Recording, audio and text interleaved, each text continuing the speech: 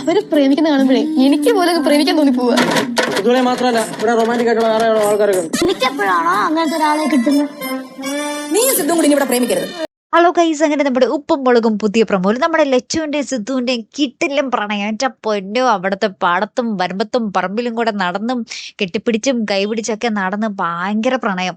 അപ്പൊ ഇത് കണ്ടിട്ട് നമ്മുടെ ശിവാനി കേശുവിനോട് പറയുന്നുണ്ട്, ഷോ ഇവരുടെ പ്രണയം കണ്ടിട്ട് എനിക്കും പ്രണയിക്കാൻ തോന്നുന്നു എന്ന് പറയുക കേട്ടോ. അപ്പൊ നമ്മുടെ കേശുവിനാണെങ്കിലും ഇതൊക്കെ കണ്ടിട്ട് അങ്ങോട്ട് സഹിക്കാൻ പറ്റുന്നില്ലേ. എന്നിട്ട് നമ്മുടെ സിദ്ധോളിനോട് പറയുന്നുണ്ട്, സിദ്ധോളിന് മാത്രമല്ല ഈ പ്രണയമൊക്കെ ഉള്ളത് എന്നൊക്കെ പറഞ്ഞ് നമ്മുടെ കേശുവും 2 ഡയലോഗ് അടിക്കുന്നുണ്ട്.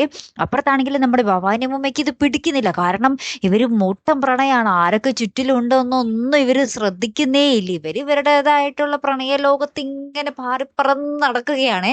ലാസ്റ്റ് നമ്മുടെ പാറക്കുട്ടി പറയുകയാണ്, എനിക്ക് എന്താണാവോ ഇതേപോലെ പ്രേമിക്കാൻ ഒരാൾ കിട്ടുന്നേ എന്ന് പറയുകയാണ്. ഇത് കേട്ടപാടെ നമ്മുടെ കേശവും ശിവാനിയും ഗൗരിയമ്മയും ഭവാനിയമ്മയും ഒക്കെ ഒന്നടങ്കം ഞെട്ടി നിൽക്കുന്നുണ്ടേ. പിന്നീട് നമ്മുടെ ഭവാനിയമ്മ രണ്ടും കൽപ്പിച്ച് ആ തീരുമാനം കണ്ട് എടുക്കുകയാണ്. എന്താണ് ആ തീരുമാനം? നമ്മുടെ ലച്ചുവിൻ്റെ അടുത്ത് എന്ന് പറയുന്നുണ്ട്, ലച്ചു ഇനി മുതൽ നിങ്ങൾ ഈ വീട്ടിൽ നിന്ന് പ്രേമിക്കാൻ പാടില്ല.